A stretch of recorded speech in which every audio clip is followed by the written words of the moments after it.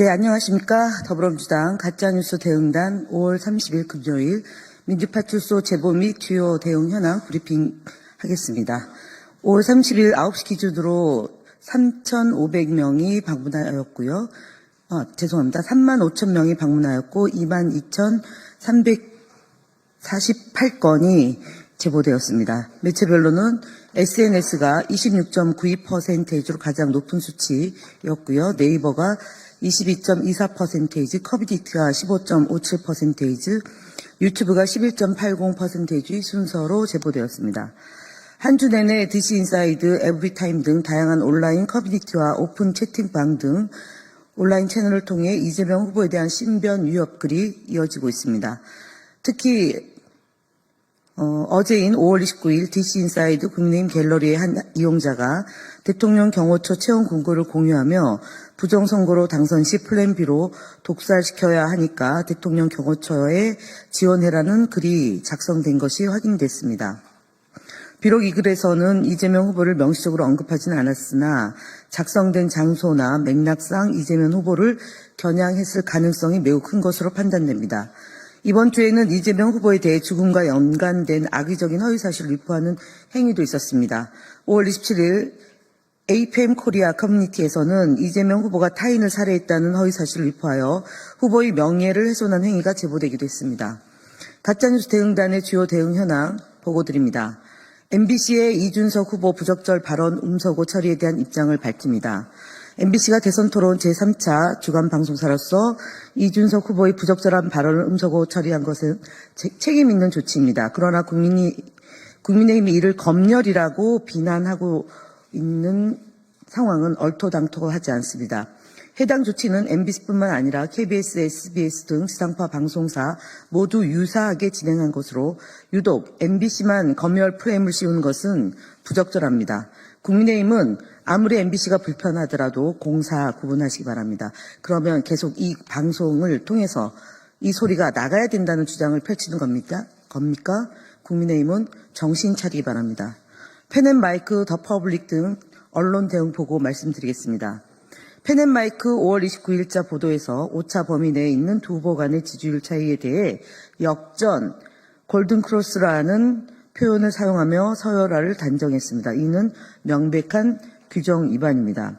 또한 펜앤마이크는 5월 28일자 보도에서 거북섬 전체의 운영 실패를 이재명 후보의 책임으로 적시하여 사실을 왜곡했습니다.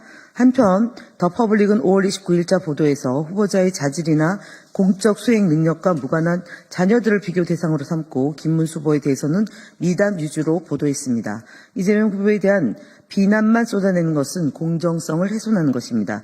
이 모두 인터넷 선거 보도심의위원회 규정 위반으로 이의 신청을 했습니다. YTN 연합뉴스TV, 채널A 등 문제 사례에 대한 방송 대응 보고드리겠습니다.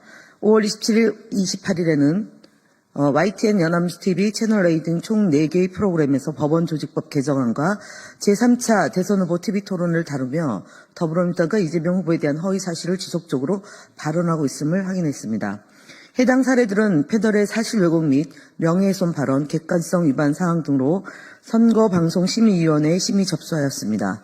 5월 28일 방송한 YTN 뉴스케어 10에서는 5월 26일, 5월 17일에 진행된 리얼미터 여론조사 결과를 보도하며 이재명 후보와 국민의힘 김문수 후보 및 개혁신당 이준석 후보 간의 격차가 크지 않아 보이도록 그래프를 편집했습니다. 이러한 방식은 시청자에게 중대한 오류를 줄 수 있으며 이는 선거방송 심의에 관한 특별규정 제18조 3항 여론조사 보도사항을 위반한 것입니다. 해당 보도건은 방송의 여론조사의 보도와 제작 기술상의 균형, 사실보도 및 공정성 위반으로 선거방송심의위원회에 심의 접수했습니다. 또한 어제 브리핑 중 선거방송심의위원회의 불공정 편파 심의에 대한 깊은 유감을 표명한 바 있습니다. 가짜뉴스 대응단 이와 관련해서 오늘 선거방송심의위원회에 공문을 보내 정식 항의하고 재발 방지를 촉구했습니다.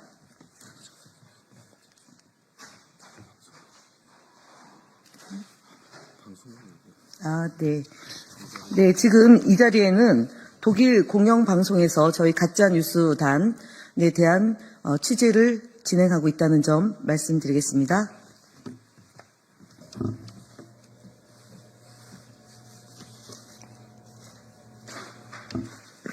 네, 이어서 하겠습니다.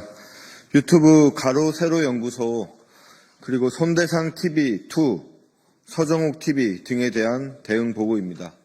유튜브 채널 가로 세로 연구소는 이재명 후보 장남이 정보통신망법 위반으로 벌금형을 받은 사실을 성범죄 확정, 성폭력 처벌법 위반 등으로 왜곡하며 이를 수십 차례 반복 방송했습니다. 손상대 TV2는 해당 사건의 공소장 내용을 성적으로 노골적인 표현까지 여과 없이 공개한 뒤 젓가락이라는 문제 표현을 반복적으로 강조하며 이재명은 싹 다 거짓말이라며 단정 짓는 비방 행위를 지속했습니다. 이에 해당 채널들에 대해 구글과 중앙선거관리위원회에 신고 조치를 완료하였습니다. 또한 서정욱 TV는 150만 원으로 시간 끄는 꼼수라며 김혜경 여사를 조롱하고 김혜경 리스크, 김혜경은 속수무책 등 반복적인 비방성 발언을 이어갔습니다. 해당 영상을 명예훼손으로 신고하였으며 그 결과 영상에 대한 접근 차단 조치가 이루어졌습니다. 다음 국민의힘 김문수 대선 후보 거짓말 시리즈 22번째입니다. 김문수 국민의힘 대선 후보는 국민적 불신이 선거제도 전반에 퍼지고 있다며 사전투표제 폐지를 공약으로 제시했습니다. 하지만 5월 29일 인천 계양구에서 직접 사전투표에 참여하며 투표를 안 하면 손해, 적발하면 판을 뒤엎을 수 있다라고 발언하였습니다. 사전투표를 믿지 못하겠다면서도 사전투표를 안 하면 손해라니 도대체 어느 장단에 맞춰야 할지 모를 노릇입니다. 국민의힘 역시 5월 29일 오후 박성훈 대변인 논평을 통해 사전투표를 두고 부정선거의 온상이 되어서는 안 된다. 고 주장하며 선거제도에 대한 불신을 확산시켰습니다. 그러나 헌법재판소와 대법원은 이미 각종 부정선거 의혹에 대해 사실무근이라고 판결한 바 있습니다. 또한 가짜뉴스가 꼬리를 물자 선관위는 이번 선거에서 사전투표한 폐쇄로 24시간 공개, 투표지 수검표 등 지난 선거 당시 마련한 투명성 제고 방안을 유지하면서 각 투표소 투표자 수도 1시간 단위로 공개하는 조치까지 시행 중입니다. 사전투표를 믿지 못해 폐지하겠다면서 사전투표에 참여하는 국민의힘과 김문수 후보의 황당한 행태는 이해가 불가능한 수준입니다. 다음 국민의힘 김문수 대선 후보 거짓말 시리즈 23번째입니다. 김문수 국민의힘 대선 후보는 5월 30일 대국민 호소문을 발표하며 경제를 살리기 위해 이재명을 막아야 한다고 주장했습니다. 국민의힘이 배출한 윤석열 정권의 불법 계엄, 반헌법 내란 행위의 여파로 민생 경제가 대혼란에 빠졌음에도 뻔뻔스러운 주장을 이어가고 있습니다. 불법 계엄으로 인한 민생 경제 파괴는 김문수 후보 본인도 인정한 것입니다. 5월 29일 인천 유세에서 김 후보는 그동안 계엄 때문에 또 탄핵 때문에 그리고 장사도 잘 안 되고 경제도 안 돌아가고 일자리도 별로 없고 여러 가지 어려운 점이 많다고 언급하기도 하였습니다. 한국은행은 올해 1월 비상계엄 등으로 한국 경제의 실질 국내 총생산 감소폭이 약 6조 3천억 원에 이르고 경제 성장률도 0.3포인트 하향 수정해야 한다고 밝힌 바 있습니다. 일각에서는 불법 계엄의 충격으로 인한 한국 사회의 유무형의 경제 사회적 손실이 수백조에 이른다는 주장도 제기되고 있습니다. 불법 계엄 정권의 일원으로 한국 경제에 대해 어떠한 말도 할 자격이 없는 김문수 후보가 경제가 시커먼 수렁으로 추락할 것이다.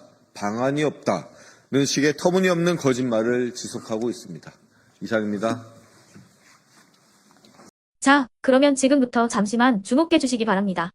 제가 구독자분들을 위해서 선물 하나를 준비했는데요. 제가 항상 여러분들께 드리는 말씀이 있습니다. 뉴스만 평소에 잘 챙겨보셔도 돈이 되고 돈을 벌 수 있다라고 말씀을 드렸는데요. 여러분들은 여기 보시는 삼성전자 뉴스를 보고 어떤 생각이 드세요? 아니면 정치인들의 뉴스, 날씨 뉴스를 보고는 어떤 생각이 드시나요? 그냥 뉴스만 보고 끝내는지 아니면 이 뉴스를 어떻게 이용할 수 있는지 이 부분을 고민하고 계시는지를 되물어보고 싶습니다. 그 이유가 뭐냐 하면 제가 지난번에 여러분들께 뭐라고 말씀을 드렸었죠? 지금은 반도체 섹터를 눈여겨보셔야 한다고 말씀드렸습니다. 그리고 나서 이런 썸네일들 뉴스를 통해서 많이 보셨을 겁니다. 반도체 내용이 이슈가 됐을 때 부자들은 어떻게 생각한다? 반도체 관련주들은 뭐가 있는지, 어떤 종목이 가장 좋은지, 어디에 투자해야 돈이 몰리는지 자연스럽게 생각한다고 제가 말씀을 드렸죠. 그 이유가 뭐냐 하면 부자들이 봤을 때는 이슈가 곧 돈으로 이어지고 그 이슈가 나에게 돈을 벌어준다는 경험적 확신이 있기 때문에 부자들은 항상 이런 사회적 이슈를 관심 있게 챙겨본다고 제가 말씀을 드렸습니다. 이번에도 마찬가지인데요. 제가 지난번에 시청자분들과 함께하는 주식으로 수익 내기 이벤트를 진행했었죠. 당연히 100% 무료로 진행을 했었고요. 여기 보시면 아시겠지만 제가 지난번에도 구독이라고 보내주신 모든 시청자분들께 반도체 관련주 중에 가장 크게 급등할 딱 한 종목, 많은 종목도 아니라 한미반도체 한 종목을 여러분들께 추천드렸어요.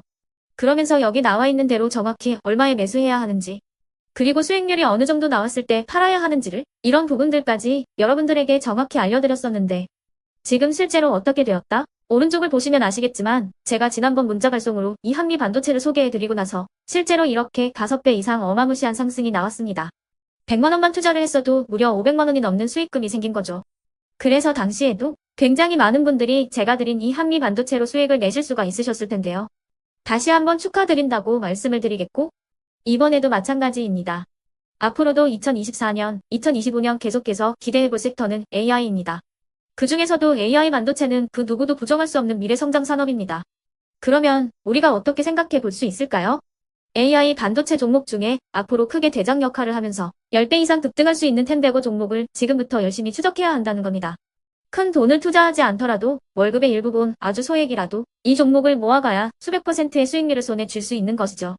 지금 여러분이 보고 계시는 이 유튜브 또한 AI 반도체와 아주 밀접한 연관이 있고 반도체야말로 대한민국의 핵심 산업으로 앞으로 더더욱 시장은 성장할 수밖에 없습니다. 그렇기 때문에 제가 이번에도 뭘 보내드리고 있냐면 지난번과 똑같이 구독이라는 문자를 보내주시면 제가 AI 반도체 관련주 중에 앞으로 대장주 역할을 하면서 주가가 가장 크게 급등할 한 종목을 여러분들께 문자 발송으로 종목명과 사고 파는 시점을 모두 알려드릴 건데요. 그 문자를 받고 여러분들이 주식으로 돈 버는 연습을 한번 해보셨으면 좋겠고요. 혹시라도 나는 주식을 하지 않는다 하시는 분들은 주변에 주식하시는 지인분들에게 말씀을 해주셔도 되고요.